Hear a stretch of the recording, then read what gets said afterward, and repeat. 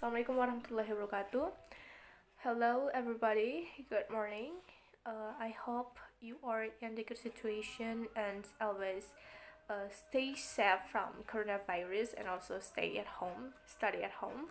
So I'm Latifa Zahari. I have a chance to interpret a video. So from group 1, there are 3 representatives. There are Rusti, Fajar, and I, Latifa. So I am the last interpreter. So this is the video. Dan yang terakhir adalah justify game. Justify game kadang-kadang kita membenarkan apa yang udah ada. Ya malumlah saya udah tua, malumlah saya sibuk dan sebagainya ya. Itu yang menjauhkan kita dari ini. Healthy body, yes we can. Gitu ya. Jadi kalau saya bilang healthy body, teman-teman boleh gak bilang yes we can? Boleh ya. Healthy body? Healthy body? Oke, langsung tos sama sebelahnya bilang pasti bisa. Okay. And the last one is justify game.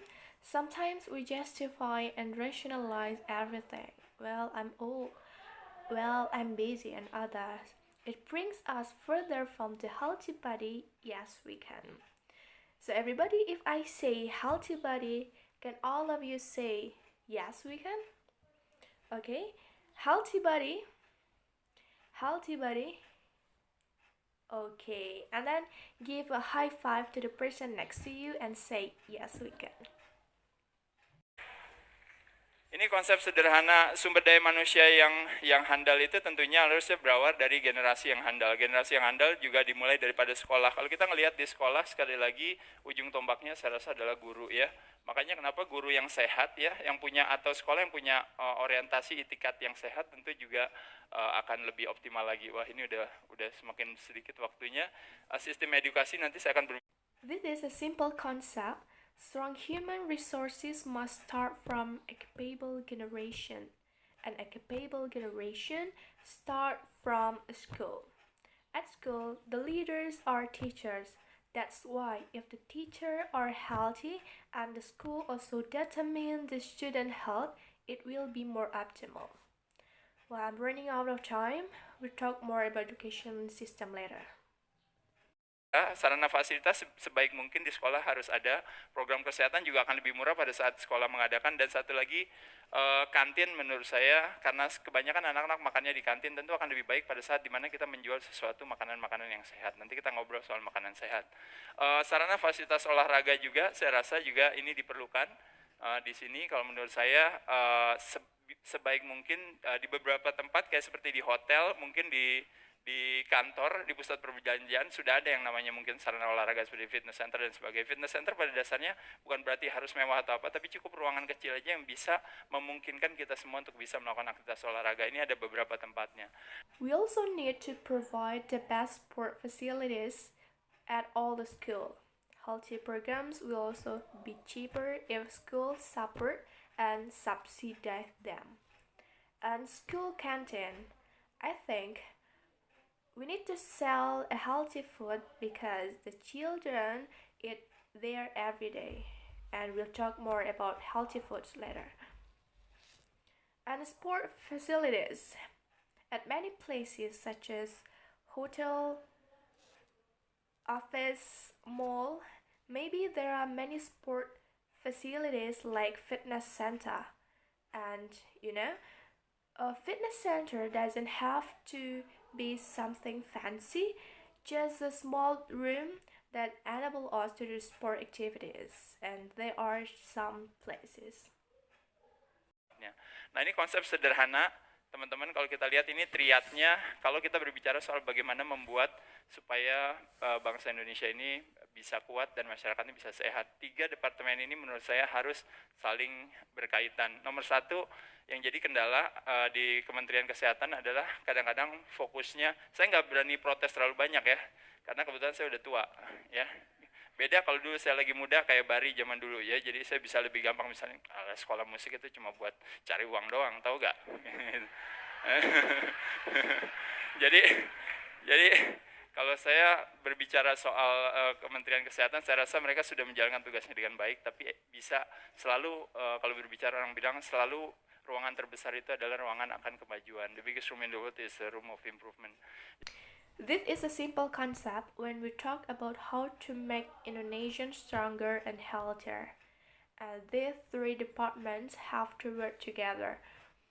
Actually, I can't complain too much about the government, maybe because I'm already old. It's different if I was still young like Barry, so I can say like going to music school is just for making money.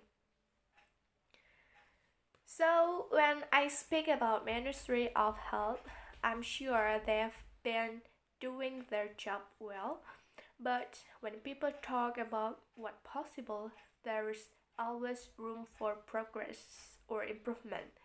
The biggest room in the world is the room of improvement. Kalau bisa, apa yang kita fokuskan, energi kita ke sana. Jadi fokus kepada pencegahan ketimbang daripada fokus kepada penyembuhannya ya. Kadang-kadang kebanyakan terlalu dana habis hanya buat ngelawan satu virus tertentu. Padahal virus itu sebenarnya nggak berkutik sama kita kalau kitanya punya pola hidup yang lebih sehat ya. Dan ini beberapa poin-poin yang lain lagi, termasuk juga standarisasi etika pelayanan, terutama untuk kayak dokter kadang-kadang juga tentu dia adalah healer ya, penyembuh dan sebagainya, tentu pelayanannya harus lebih optimal ya ketimbang daripada ditunggangi atau ada satu kepentingan-kepentingan di belakangnya yang akhirnya justru yang menjadi korban adalah mentalitas kita untuk selalu beli obat, pergi ke rumah sakit mesti ini dan itu. Aktivitas yang paling konsumtif di dunia adalah aktivitas pada saat kita harus membeli sehat, padahal sebenarnya kita sehat itu harusnya udah kita miliki ya. So there is a chance to focus in the direction we are focusing. Focus on prevention instead of focusing on curing the sick. Sometimes we use too much fun to fight against a particular virus, but this virus cannot affect us if we have a healthier lifestyle. And here are some other points, including service ethics standardization, especially for doctors. Of course, the quality of service has to improve and not be influenced by irrelevant factors, because the victim is our mentality to always buy medicine or to go to the hospital. And most constructive activity in the world is when we have to buy help, but people don't realize that we already have that help. Di Departemen Pendidikan dan Kebudayaan saya rasa kurikulumnya, kalau kita dulu olahraga kadang-kadang kurikulumnya suka ingatnya panjangnya lapangan basket berapa, tingginya ini berapa ya, seolah-olah kita akan jadi kontraktor pada saat nanti udah besar. Jadi saya rasa pendekatan itu boleh dirubah sedikit, yaitu adalah dengan cara bagaimana mungkin ada basic nutrisi ya, bagaimana mengajarkan sebenarnya manfaat daripada olahraga, manfaat daripada makanan ya. Kira-kira habis tadi minum kopi itu kira-kira habis teman-teman habis makan kira-kira 1 menit kira-kira sudah memasukkan berapa kalori gitu, dan berapa kalori tambah stres. The Ministry of Education and Culture. As a member in sports subject in all curriculum, we are often asked about what's the length of the basketball court and how about the height of something, as we could become a contractor when we grow up. And I think the approach needs a little revision, such as teach them more about the basic nutrition, the benefit of exercises, the benefit of the healthy food. So 1 minute after you drink coffee, so how much calorie do you think you consume? Stressful. Satu lagi, ini Kementerian Olahraga menurut saya yang harus dilakukan ini. Teman-teman sebagian mungkin di sini agak bingung. Kok Kementerian Olahraga, Kementerian Pemudanya di mana gitu kan? Harusnya Pemuda dan Olahraga. Kebetulan nanti kalau seandainya Naga Bonar menjadi presiden dan saya menjadi Menteri Olahraga, saya akan merubah pemuda dan olahraga harus dipisah menurut saya. Kenapa? Karena pada dasarnya olahraga adalah milik kita semua ya, bukan milik cuma anak muda aja ya. Semuanya bisa ini. Jadi lebih fokus ya, lebih fokus. Intinya sebenarnya saya rasa sama juga di sini ya, kurang lebih juga mengajak untuk wajib berolahraga dan sebagainya. Nah, So the last one is Ministry of Sport. Maybe all of you are a little bit confused. Why just Ministry of Sport and how about the Ministry of Youth? It's supposed to be Ministry of Youth and Sport. When the governor become the president and I will be the Minister of Sport, I will change the system. Because I think sports belong to all of us, not just the young people. So the message is to engage people to be disciplined in exercises.